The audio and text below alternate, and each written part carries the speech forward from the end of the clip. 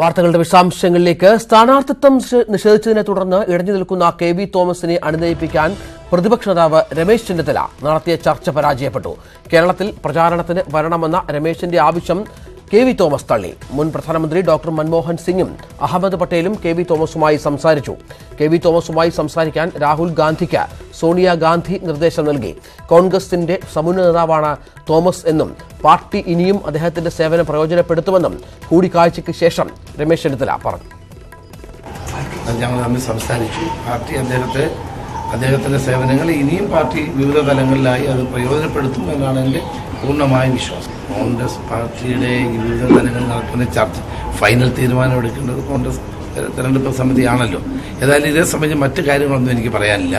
Thomas മാഷെ സംബന്ധിച്ചിടത്തോളം ഞങ്ങൾക്ക് ഏറ്റവും സീനിയറായ പരിചയസമ്പന്നനായ നേതാവാണ്. അദ്ദേഹം കോൺഗ്രസിന്റെ ഒരു വലിയ മുതൽക്കൂട്ട് തന്നെയാണ്. അദ്ദേഹത്തിന്റെ സേവനം പാർട്ടി വിവിധ തലങ്ങളിൽ വിനിയോഗിക്കും. പാർട്ടിയിൽ പദവി നൽകി തോമസിനെ അനുനയിപ്പിക്കാനാണ് നീക്കമെന്നാണ് സൂചന. പാർട്ടിയിൽ മികച്ച സ്ഥാനം വഹിച്ച് കെ.വി. തോമസ് കൂടെ നിൽക്കുമെന്ന് ഉമ്മൻചാണ്ടി പറഞ്ഞു. കെ.വി. തോമസ് വളരെ മുതിർന്ന നേതാവാണ്. കോൺഗ്രസിന് എന്നും സഹായിയായി നിന്നിട്ടുണ്ട്. ഇനിയും അദ്ദേഹം പ്രധാനപ്പെട്ട സ്ഥാനങ്ങൾ അലങ്കരിച്ചുകൊണ്ട് പാർട്ടിക്ക് പ്രയോജനകരമായ പ്രവർത്തന രംഗത്തുണ്ടാകും. കെ.വി. തോമസിനെ സ്വാഗതം ചെയ്യുന്നുവെന്ന് ബി.ജെ.പി. നിലപാട് വ്യക്തമാക്കേണ്ടത് കെ.വി. തോമസ് ആണെന്നും സ്വീകരിക്കാൻ ബി.ജെ.പി. തയ്യാറാണെന്നും സംസ്ഥാന ജനറൽ സെക്രട്ടറി എം.ടി. രമേശ് വ്യക്തമാക്കി.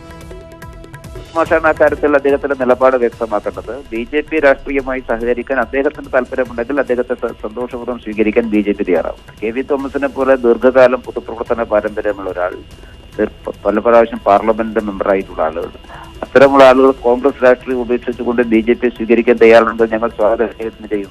സംശയമെന്താ കരുതൽ. ബി.ജെ.പിയിലേക്ക് വരാൻ കെ.വി. തോമസ് താൽപര്യമറിയിച്ചാൽ ചർച്ച ചെയ്യുമെന്ന് ബി.ജെ.പി. സംസ്ഥാന അധ്യക്ഷൻ പി.എസ്. ശ്രീധരൻപിള്ള. ഇപ്പോൾ സ്വാഗതം ചെയ്യേണ്ട സാഹചര്യമില്ലെന്നും ശ്രീധരൻപിള്ള പറഞ്ഞു. കോൺഗ്രസിന്റെ അകത്തളങ്ങളിൽ പൂർണ്ണമായ ജീർണതയാണ് ഓരോ നിമിഷവും വെളിവായിക്കൊണ്ടിരിക്കുന്നത്. കെ.വി. തോമസ് ഇന്ത്യ ഒട്ടാകെ അറിയപ്പെടുന്ന മന്ത്രി എന്ന നിലയിലും പി.എസ്.സി. ചെയർമാൻ എന്ന നിലയിലും എല്ലാം അറിയപ്പെടുന്നയാളാണ്. എല്ലാ രാഷ്ട്രീയക്കാർക്കും അറിയാം. കോൺഗ്രസിലെ ഓരോ ചലനങ്ങളും സശ്രദ്ധം ബി.ജെ.പി. വീക്ഷിച്ചു വരികയാണ്. കെ.വി. തോമസിൻ്റെ കാര്യത്തിലും നടക്കുന്ന കാര്യങ്ങളെ സംബന്ധിച്ചിടത്തോളം ബി.ജെ.പി. ദേശീയ നേതൃത്വവും സംസ്ഥാന നേതൃത്വവുമെല്ലാം അത് ഞങ്ങൾ വീക്ഷിച്ചു വരികയാണ്, സശ്രദ്ധം വീക്ഷിച്ചു വരികയാണ്. ഞങ്ങളുമായിട്ടൊരു ചർച്ചയും നടത്തിയിട്ടില്ല. ഞങ്ങൾ ബന്ധപ്പെട്ട് അത്തരത്തിലുള്ള കാര്യങ്ങളൊന്നും ഉണ്ടായിട്ടില്ല. അത് ഹൈപ്പോത്തിക്കൽ ക്വസ്റ്റ്യനാണ്. ഞാൻ ആൻസർ ചെയ്യുന്നത് ഹൈപ്പോത്തിക്കൽ ക്വസ്റ്റ്യനാണ്. ഞാൻ അതിനെ സംബന്ധിച്ചിടത്തോളം ഒന്നും പറയുന്നില്ല. ഞാൻ പിന്നെ അതിനെ സംബന്ധിച്ചിടത്തോളം അദ്ദേഹം അങ്ങനെ ഓഫർ വരാത്തിടത്തോളം കാലം അതിനെപ്പറ്റി പറയുന്നത് എന്താ അർത്ഥമുള്ളത്? അല്ല ഇങ്ങോട്ട് സംബന്ധിച്ചാൽ അത് സ്വാഭാവികം എല്ലാവർക്കും അറിയാവുന്ന കാര്യമല്ലേ. അങ്ങനെ ഒരു ചർച്ചയും നടന്നിട്ടില്ല. അതുകൊണ്ട് സ്വാഗതം ചെയ്യുന്ന കാര്യം ഇപ്പോൾ ഉദിക്കുന്നില്ല. വിവരങ്ങളുമായി ഡൽഹിയിൽ നിന്ന് എം ഉണ്ണികൃഷ്ണൻ, തിരുവനന്തപുരത്ത് നിന്ന് ആർ കിരൺ ബാബുവും ചേരുന്നു. ആദ്യം ഉണ്ണിയിലേക്ക് പോയാൽ, ഉണ്ണി, ശ്രമങ്ങൾ തകൃതിയായി നടത്തുന്നു ബി.ജെ.പി. എന്നറിയുന്നു കെ.വി. തോമസിനെ എത്തിക്കാൻ. കെ.വി. തോമസ് വഴങ്ങുമോ? നേതാക്കളുടെ തുടർച്ചയായ സന്ദർശനം, അനുനയിപ്പിക്കാനുള്ള ശ്രമം ഒക്കെ വിജയത്തിലെത്തുമോ? ഏതെങ്കിലും പാർട്ടിയിൽ പദവി നൽകി ഇപ്പോൾ ബെന്നി ബെഹനാനൊക്കെ മാറി നിന്നാൽ യു.ഡി.എഫ്. കൺവീനർ സ്ഥാനമൊക്കെ ഒഴിവരുന്ന പശ്ചാത്തലമുണ്ട്. അതൊക്കെ നൽകി കെ.വി. തോമസിനെ ഒപ്പം നിർത്താനുള്ള ശ്രമമാണോ ഇപ്പോൾ പുരോഗമിക്കുന്നത്?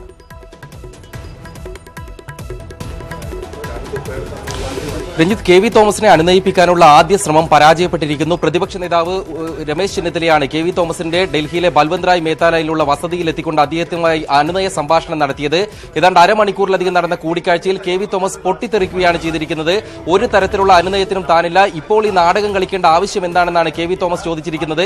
തന്നെ പരിഗണിക്കില്ല എന്ന കാര്യം നേരത്തെ അറിയിക്കണമായിരുന്നു. ഏതാണ്ട് 6 മാസം മുമ്പ് തന്നെ രാഹുൽ ഗാന്ധിയോടും മുകുൾ വാസ്നിക്കിനോടും ഒക്കെ താൻ എറണാകുളത്ത് മത്സരിക്കാൻ സാധ്യതയുണ്ടോ എന്ന കാര്യം ആരാഞ്ഞതാണ്. അന്ന് നേതാക്കൾ നേതാക്കൾ ഒരക്ഷരം വേണ്ടിയില്ല.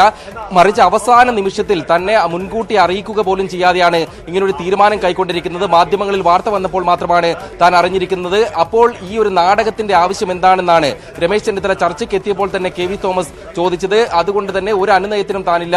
രമേശ് ചെന്നിത്തല ചില പദവികളെ കുറിച്ചൊക്കെ ഈ യോഗത്തിൽ ഈ ഒരു കൂടിക്കാഴ്ചയിൽ മുന്നോട്ട് വയ്ക്കാൻ ശ്രമിച്ചിരുന്നെങ്കിലും തനിക്ക് യാതൊരു ഓഫറും കേൾക്കേണ്ട എന്നൊരു നിലപാടാണ് KV തോമസ് എടുത്തത്. കേരളത്തിൽ പ്രചാരണത്തിനായി എപ്പോൾ എത്തുമെന്ന ചോദ്യവും രമേശ് ചെന്നിത്തലയുടെ ഭാഗത്തു നിന്നും ഉണ്ടായിരുന്നു. എന്നാൽ അതിനോടും KV തോമസ് പ്രതികരിച്ചിട്ടില്ല. താൻ പ്രചാരണത്തിനെത്തില്ല, നിലവിൽ ഡൽഹിയിൽ തന്നെ തുടരും, യാതൊരു തരത്തിലുള്ള ചർച്ചകൾക്കുമായി കേരളത്തിലേക്ക് വരാൻ ഉദ്ദേശിക്കുന്നില്ല എന്നും അദ്ദേഹം വ്യക്തമാക്കുന്നു. നമുക്ക് ലഭിക്കുന്ന വിവരങ്ങളുടെ അടിസ്ഥാനത്തിൽ ഇന്നലത്തെ കേന്ദ്ര തിരഞ്ഞെടുപ്പ് സമിതിയുടെ യോഗത്തിന് ശേഷം KV തോമസിനെ അനുനയിപ്പിക്കുന്നതിനായി സോണിയാഗാന്ധി തന്നെ നേതാക്കൾക്ക് നിർദ്ദേശം നൽകിയിട്ടുണ്ട്. രാഹുൽ ഗാന്ധിയോട് KV തോമസിനെ അനുനയിപ്പിക്കണം, തിടുക്കത്തിലുള്ള നടപടികളിലേക്ക് അദ്ദേഹം കടക്കാതെ സൂക്ഷിക്കണമെന്ന നിർദ്ദേശം നൽകിയിരുന്നു. രാഹുൽ ഗാന്ധി ഇതേ തുടർന്നാണ് ACC ജനറൽ സെക്രട്ടറി മുകുൾ വാസ്നിക്കിനെ ചർച്ചകൾക്കായി ചുമതലപ്പെടുത്തിയിരുന്നത്. മുകുൾ വാസ്നിക്ക് ഇന്നലെ തന്നെ KV തോമസുമായി സംസാരിച്ചിരുന്നു. സോണിയാഗാന്ധിയുടെ പൊളിറ്റിക്കൽ സെക്രട്ടറി ആയിരുന്ന അഹമ്മദ് പട്ടേലും ഇക്കാര്യത്തിൽ ചർച്ചകൾക്കായി രംഗത്തുണ്ട്. അഹമ്മദ് പട്ടേൽ KV തോമസിനെ ഇന്ന് തന്നെ കാണുമെന്നാണ് അറിയാൻ കഴിയുന്നത്. ആ തരത്തിൽ അനുനയ ശ്രമങ്ങൾ ഹൈക്കമാൻഡിന്റെ ഭാഗത്തു നിന്നും തുടരുന്നുണ്ട്. എന്നാൽ വളരെ ശക്തമായ രീതിയിൽ ഈ ചർച്ചകൾക്ക് ഒരു കാര്യവുമില്ല, ഇനി തന്നോട് ഇത് പറഞ്ഞിട്ട് കാര്യവുമില്ല എന്ന് KV തോമസ് വ്യക്തമാക്കുന്നു. മാത്രമല്ല തനിക്ക് സ്ഥാനാർത്ഥിത്വം നിഷേധിക്കുമെന്ന് വ്യക്തമാക്കിക്കൊണ്ട് കേരളത്തിലെ കോൺഗ്രസ് നേതാക്കൾ അയച്ച സന്ദേശങ്ങളടക്കം KV തോമസ് രമേശ് ചെന്നിത്തലയ്ക്ക് കാണിച്ചു കൊടുക്കുകയും ചെയ്തിട്ടുണ്ട്. അത്തരത്തിൽ തന്നെ ഒറ്റപ്പെടുത്താനുള്ള ശ്രമം നടന്നുവെന്നും ഇന്ന് ചർച്ചയിൽ നടന്ന കാര്യങ്ങൾ പൂർണ്ണമായും തനിക്ക് അറിയാമെന്നുമാണ് രമേശ് ചെന്നിത്തലയോട് KV തോമസ് പറഞ്ഞിരിക്കുന്നത്. അതായത് സംസ്ഥാനത്തെ നേതാക്കൾ പൂർണ്ണമായും തന്നെ തഴയാൻ വേണ്ടി MLA-മാരുടെ കത്തുകൾ അടക്കം ഹാജരാക്കിക്കൊണ്ട് തന്നെ തഴയാൻ വേണ്ടി നടത്തിയ നീക്കങ്ങളെ പറ്റി അറിയാമെന്ന് തന്നെയാണ് രമേശ് ചെന്നിത്തലയോട് പറഞ്ഞുകൊണ്ട് അദ്ദേഹം അതൃപ്തി പ്രകടമാക്കിയിരിക്കുന്നത്. ഈ ഒരു സാഹചര്യത്തിൽ അദ്ദേഹത്തെ ഏത് തരത്തിൽ അനുനയിപ്പിക്കും എന്ന കാര്യം തന്നെയാണ് ഇനി അവശേഷിക്കുന്നത്. കേരളത്തിൽ KV തോമസ് പ്രചാരണത്തിലെത്തുമോ, ഹൈക്കമാൻഡിന്റെ ഇടപെടലിന് ശേഷമെങ്കിലും അദ്ദേഹം നിലവിലെ രോഷം തണുപ്പിക്കുമോ തുടങ്ങിയ കാര്യങ്ങളൊക്കെ തന്നെയാണ് വരും മണിക്കൂറുകളിൽ വളരെ പ്രധാനപ്പെട്ടതായി മാറുക. കിരൺ ബാബുവും ചേരുന്നു തിരുവനന്തപുരത്ത് നിന്ന്. ഉണ്ണി തുടരുക. ഇപ്പോൾ കിരൺ, ഈ KV തോമസുമായി ബന്ധപ്പെട്ട വിവാദം പൊട്ടിപ്പുറപ്പെട്ട് കഴിഞ്ഞു കോൺഗ്രസിൽ. അവിടെ കാസർഗോട്ടാകട്ടെ രാജ്മോഹൻ ഉണ്ണിത്താന്റെ സ്ഥാനാർത്ഥിയുമായി ബന്ധപ്പെട്ട് DST ഭാരവാഹികളടക്കം രാജിവെക്കുമെന്ന വിവരങ്ങളും പുറത്തു വരുന്നു. സ്ഥാനാർത്ഥി നിർണയവുമായി ബന്ധപ്പെട്ട ഇത്തരം പൊട്ടിത്തെറികളും അസ്വാഭാവികമായ സംഭവങ്ങളും ഒക്കെ കോൺഗ്രസിൽ പതിവാണെങ്കിലും ഈ ഘട്ടത്തിൽ അതിനെ എങ്ങനെ കാണണം? പ്രത്യേകിച്ചും വളരെ ശക്തമായ ഒരു പോരാട്ടം കാഴ്ചവെക്കാൻ മറുപക്ഷം കാത്തിരിക്കുന്ന സാഹചര്യമുണ്ട്. കയ്യിലിരിക്കുന്ന മണ്ഡലങ്ങൾ പോലും ബലി കൊടുത്തുകൊണ്ട് സ്ഥാനാർത്ഥി നിർണയം നടത്തുന്നു എന്ന വികാരം പങ്കുവെക്കുന്ന പ്രവർത്തകരോട് നേതൃത്വം എന്ത് വിശദീകരണം നൽകും?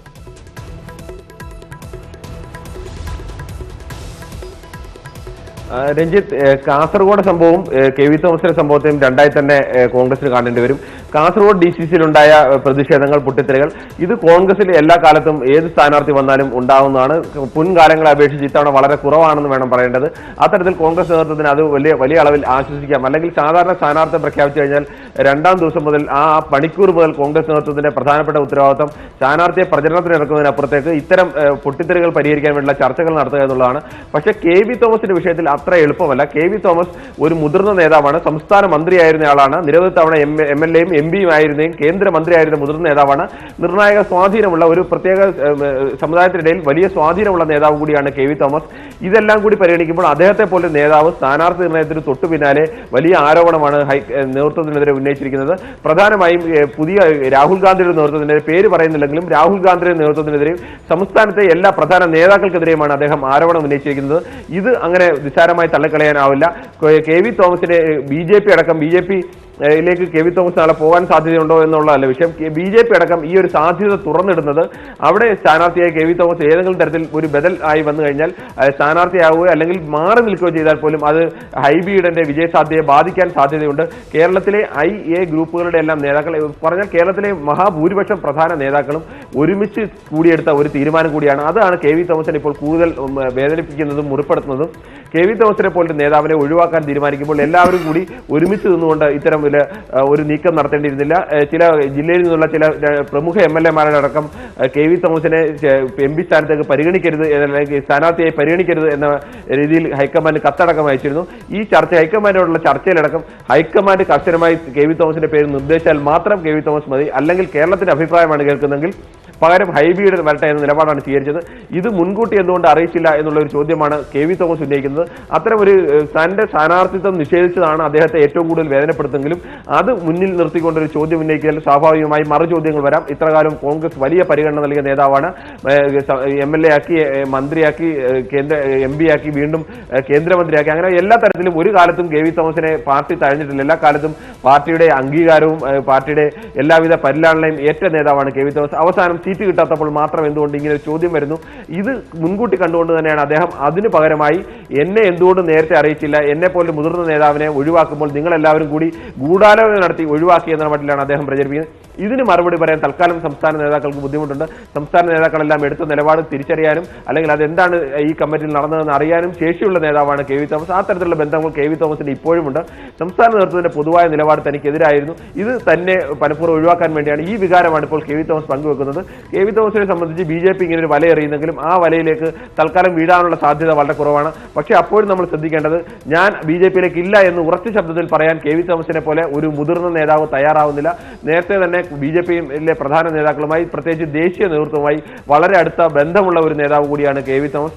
അതുകൊണ്ട് ഞാൻ പോകും എന്നല്ല, പക്ഷേ പോകില്ല എന്ന് ഉറപ്പിച്ചു പറയാൻ അദ്ദേഹം തയ്യാറാകുന്നില്ല. ഇത് മനഃപൂർവ്വം കേരളത്തിലെ സംസ്ഥാന നേതാക്കളെ പ്രതിസന്ധിയിലാക്കുന്നതാണ്. CPM ഉന്നയിക്കുന്ന ഏറ്റവും പ്രധാനപ്പെട്ട ഒരു ആരോപണം കോൺഗ്രസ് നേരെ ഇതാണ്. കോൺഗ്രസ് നേതാക്കളെ ജയിപ്പിച്ചാൽ അവർ നാളെ ബി.ജെ.പിയിലേക്ക് പോകും ഇല്ല എന്ന് ഒരു ഉറപ്പുമില്ല. അവർ ഏത് സമയവും ബി.ജെ.പിയിലേക്ക് പോകാൻ സാധ്യതയുണ്ട്. കെ വി തോമസിന്റെ ഇതടക്കം അവർ ഉദാഹരണമായി എടുക്കാൻ സാധ്യതയുണ്ട്. ഇങ്ങനെ ഒരു ഉദാഹരണം തുടർച്ചയായി പ്രധാന നേതാക്കളുടെ വിഷയത്തിൽ ചൂണ്ടിക്കാണിക്കാൻ കഴിഞ്ഞാൽ ന്യൂനപക്ഷ വോട്ടുകളിൽ കോൺഗ്രസ് പ്രതീക്ഷിക്കുന്ന വലിയൊരു ശതമാനം ന്യൂനപക്ഷ വോട്ടുകളിൽ വിള്ളൽ വരാൻ സാധ്യതയുണ്ട്. അല്ലെങ്കിൽ അത് ഇടതുമുന്നണിക്ക് അനുകൂലമായി വരാൻ സാധ്യതയുണ്ട്. ഇടതുമുന്നണി ഇത് ഏറ്റവും സമർത്ഥമായി തന്നെ കോൺഗ്രസിനെതിരെ ഉപയോഗിക്കുകയും ചെയ്യും. ഇതിലെ വലിയ അപകടം തിരിച്ചറിഞ്ഞുകൊണ്ടാണ് ഇതിലെ അപകടം തിരിച്ചറിഞ്ഞാണ് കെ വി തോമസും ഈ നിലപാടെടുക്കുന്നത്. കെ വി തോമസിനെ അനുനയിപ്പിക്കാൻ വേണ്ടി കോൺഗ്രസ് അധ്യക്ഷൻ തന്നെ ഇടപെടാനുള്ള നീക്കത്തിലേക്ക് പോകാൻ കോൺഗ്രസ് തീരുമാനമെടുക്കുന്നതിന്റെ പിന്നിലും ഇതേ അപകടം തന്നെയാണുള്ളത്. അതുകൊണ്ട് കെ വി തോമസിന്റെ വിഷയത്തിൽ അത്ര വേഗം ഒരു പരിഹാരം ഉടൻ ഉണ്ടാവും നമുക്ക് പ്രതീക്ഷിക്കാനാവില്ല. ഇനി നേരത്തെ PJ കുര്യൻ അടക്കമുള്ള പ്രധാന നേതാക്കൾ ഇത്തരം ഒരു സാഹചര്യത്തിലൂടെ കടന്നുപോയിരുന്നു. PJ കുര്യനെയും ഇതുപോലെ ബി.ജെ.പിയിൽ എത്തിക്കാൻ വേണ്ടിയുള്ള ശ്രമം നേരത്തെ വലിയ തോതിൽ അദ്ദേഹത്തിന്റെ വീണ്ടും രാജ്യസഭാ ടേം നിഷേധിച്ചപ്പോൾ അടക്കം നടന്നിരുന്നു. അന്നടക്കം കോൺഗ്രസ് വെച്ച ഒരു പ്രധാനപ്പെട്ട ഓഫർ, കോൺഗ്രസ് വീണ്ടും അധികാരത്തിൽ വരാൻ സാധ്യതയുണ്ട്. അധികാരത്തിലെത്തിയാൽ കോൺഗ്രസ് നൽകാൻ കഴിയുന്ന ഒട്ടേറെ പദവികളുണ്ട്, ഗവർണർ സ്ഥാനമടക്കമുള്ള പദവികളുണ്ട്. ഇത്തരം പല ഓഫറുകളും സ്വാഭാവികമായും കെ വി തോമസിന് മുന്നിൽ വെക്കാൻ സാധ്യതയുണ്ട്. ഇത് എത്രത്തോളം ഇവർ സ്വീകരിക്കുന്നു അല്ലെങ്കിൽ എത്രത്തോളം ഇവരെ അനുനയിപ്പിക്കുന്നു എന്നുള്ളതാണ്. അത് ഇപ്പോഴത്തെ ഈ സ്ഥാനാർത്ഥിയിൽ നിന്ന് മാറി നിൽക്കുന്ന ഒരു വൈകാരിക തീർച്ചയായും അത്തരത്തിലാണ് കിരൺ വിവരങ്ങൾ കേരളത്തിൽ നിന്ന് ലഭിക്കുന്ന കെ വി തോമസുമായി ബന്ധപ്പെട്ട. ഉണ്ണി, ദില്ലിയിൽ 4 സീറ്റുകളുടെ കാര്യത്തിൽ ഇനിയും തീരുമാനമുണ്ടാകേണ്ടതുണ്ട്. ഉമ്മൻചാണ്ടി ശക്തമായി രാവിലെ ആവശ്യപ്പെട്ടു കഴിഞ്ഞു. വയനാട്ടിൽ അവിടെ അദ്ദേഹത്തിന്റെ പ്രിയങ്കരനായ ടി സിദ്ദിഖ് തന്നെ മത്സരിക്കണം. അതിൽ തട്ടിയാകും ഒരുപക്ഷെ ചർച്ചകൾ ഉടക്കിയിരിക്കുക. അപ്പോൾ സ്വാഭാവികമായും മറ്റ് 3 സീറ്റുകളിൽ തീരുമാനമുണ്ടാകേണ്ടതും ഈ ഗ്രൂപ്പ് സമവാക്യങ്ങളൊക്കെ പാലിക്കേണ്ടതുമൊക്കെ ഉണ്ട്.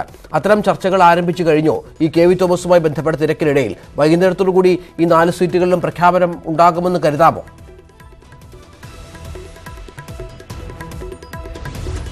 ആ ഒരു ചർച്ചയും സമാന്തരമായി തന്നെ നടക്കുന്നുണ്ട്. കെ വി തോമസിന്റെ വിഷയത്തിൽ പരിഹാരത്തിനായി കേരള നേതൃത്വത്തിന്റെ ഭാഗത്ത് നിന്ന് രമേശ് ചെന്നിത്തലയെ ചുമതലപ്പെടുത്തി. ഒപ്പം തന്നെ മുല്ലപ്പള്ളി രാമചന്ദ്രൻ ഇവിടെയുണ്ട്. മുല്ലപ്പള്ളി രാമചന്ദ്രനും AK ആന്റണിയും അടക്കമുള്ള നേതാക്കളൊന്നും ഇതുവരെയും കെ വി തോമസിനെ വിളിച്ചിട്ടില്ല. അവർ ഇതുമായി ബന്ധപ്പെട്ട ചർച്ചകളുമായി മുന്നോട്ട് പോകുന്നുണ്ട്. രമേശ് ചെന്നിത്തല ഇവിടെ നിന്ന് പോയതിനു ശേഷം തുടർ ചർച്ചകളിൽ തന്നെ പങ്കെടുക്കും. 4 സീറ്റുകളിലാണ് ഇപ്പോഴും അനിശ്ചിതത്വം നിലനിൽക്കുന്നത്. അതിൽ വയനാടിൽ ചൊല്ലിയാണ് വലിയ തർക്കം AI ഗ്രൂപ്പുകൾ തമ്മിൽ നിലനിൽക്കുന്നത്. വയനാട് മണ്ഡലത്തിൽ ടി സിദ്ദിഖ് തന്നെ മത്സരിക്കണമെന്ന നിലപാടിൽ ഉറച്ചു നിൽക്കുകയാണ് ഉമ്മൻചാണ്ടിയും A ഗ്രൂപ്പും. എന്നാൽ I ഗ്രൂപ്പ് ആകട്ടെ വയനാട് മണ്ഡലം I ഗ്രൂപ്പിന്റെ പരമ്പരാഗത മണ്ഡലമാണ്, അത് വിട്ടു നൽകാനാകില്ലെന്ന നിലപാടെടുക്കുന്നു. അവർ ചൂണ്ടിക്കാണിക്കുന്ന മറ്റൊരു കാര്യം കൂടിയുണ്ട്. ഇടുക്കി നൽകിയിരിക്കുന്നത് A ഗ്രൂപ്പിനാണ്, അതുകൊണ്ട് തന്നെ ഇവിടെ I ഗ്രൂപ്പ് നൽകണം, അങ്ങനെ ബാലൻസ് ചെയ്യണമെന്നൊരു ആവശ്യമാണ് അവർ മുന്നോട്ട് വയ്ക്കുന്നത്. ടി സിദ്ദിഖിൽ തന്നെ അവസാനം നറുക്ക് വീഴുമോ? അങ്ങനെയാണെങ്കിൽ മറ്റു മണ്ഡലങ്ങളുടെ കാര്യത്തിലുള്ള അനിശ്ചിതത്വങ്ങളും നീങ്ങും. കാരണം ആറ്റിങ്ങലിൽ അടൂർ പ്രകാശ്, ആലപ്പുഴയിൽ ഷാനിമോൾ ഉസ്മാൻ, ഒപ്പം വടകരയിൽ നേരത്തെ പരിഗണിച്ചിരുന്ന സ്ഥാനാർത്ഥിയൊക്കെ ഉൾപ്പെടുത്തിക്കൊണ്ടുള്ള ഒരു പട്ടിക തന്നെയായിരിക്കും അവസാനമായി വരിക.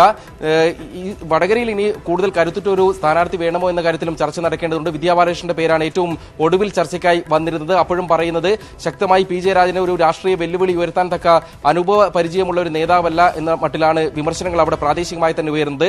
ഏതെങ്കിലും തരത്തിൽ മാറ്റങ്ങൾ വരികയും ടി സിദ്ദിഖിന് ഇനി വയനാട് കിട്ടുകയും ചെയ്യുന്നില്ല എങ്കിൽ ടി സിദ്ദിഖ് വടകരയിൽ വന്നുകൊണ്ടുള്ള മാറ്റങ്ങൾക്ക് ഉള്ള സാധ്യതയുമുണ്ട്. അത്തരത്തിൽ സങ്കീർണമായ ചർച്ചകളിലേക്ക് അവസാന ഘട്ടം കിടക്കുമോ, അല്ല A ഗ്രൂപ്പിന്റെ സമ്മർദ്ദത്തിന് വഴങ്ങിക്കൊണ്ട് ടി സിദ്ദിഖിന് തന്നെ വയനാട് നൽകുമോ എന്ന കാര്യമാണ് അറിയേണ്ടത്. ഇന്നലെ നേതാക്കൾ പറഞ്ഞിരുന്നത് ഇന്ന് വൈകിട്ടോടുകൂടി തീരുമാനം ഉണ്ടാകുമെന്നുള്ളതാണ്. തിരക്കിട്ട ചർച്ചകൾ അതുമായി ബന്ധപ്പെട്ട് അനൗപചാരികമായി തന്നെ നടക്കുന്നുണ്ട്. കേരളത്തിന്റെ ചുമതലയുള്ള ACC general secretary Mukul Wasnik അടക്കമുള്ളവരുമായി ചർച്ച നടത്തിക്കൊണ്ട് വൈകിട്ടോടെ പട്ടിക പ്രഖ്യാപിക്കാനായിരിക്കും നീക്കം. ഇനി വീണ്ടും പട്ടിക നീളുകയാണെങ്കിൽ തർക്കം രൂക്ഷമാകുന്നു എന്ന തരത്തിലുള്ള വാർത്തകളൊക്കെ തന്നെ പുറത്തു വരുന്നത് പാർട്ടിക്ക് ഗുണകരമാകില്ലെന്ന ആശങ്കയും ഒരു വിഭാഗത്തിനുണ്ട്. ശരി ഉണ്ണി. കിരൺ ബാബുവും ഡൽഹിയിൽ നിന്ന് ഉണ്ണികൃഷ്ണനുമാണ് ഏറ്റവും പുതിയ വിവരങ്ങൾ പങ്കുവച്ചത്.